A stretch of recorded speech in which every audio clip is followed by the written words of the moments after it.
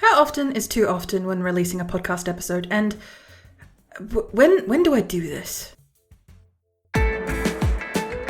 Welcome to Geelong Podcasters, your weekly podcast for tips and tricks to grow your audience. We are a group of passionate podcasters located in Geelong and the Bellarine in Victoria, Australia. If you're down our way at the end of the month, why not come to one of our free monthly meetup events? And also, find the booking links and more in the show notes. If you're listening to us live, we have a podcasters meetup today, and do not worry if you miss this one, we will have it on the 25th of October 2024. But if you're listening to the future and those dates have already passed, do not worry, we're here for you.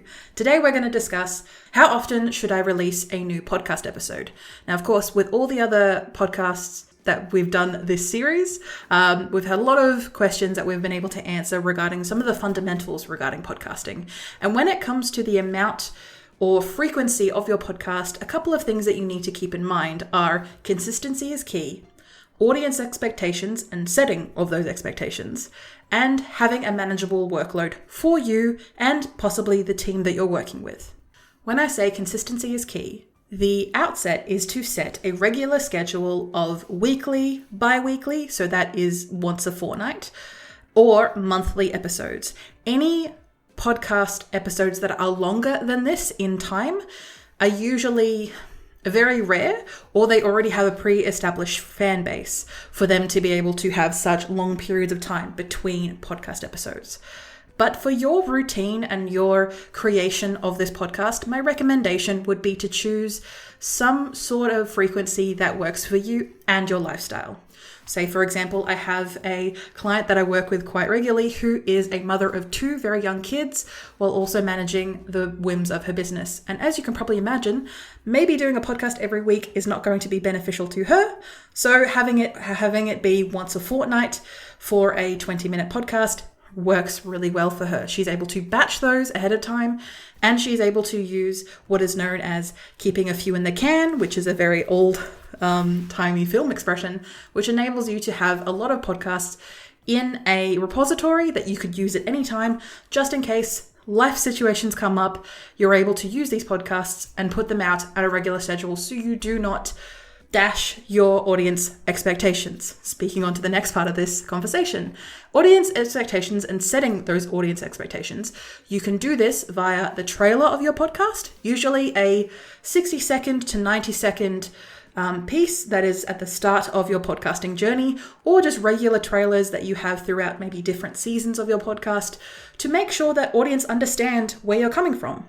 Maybe the topic at hand is very seasonal, or maybe the work that you're doing has to fit around you. For a lot of podcasters, you're not going to make money out of this straight away, like I said, and have said repeatedly, unless you have a pre-established audience, of which you can make money through advertising or through other means, such as getting people to go to your business or your website or other such situations like that.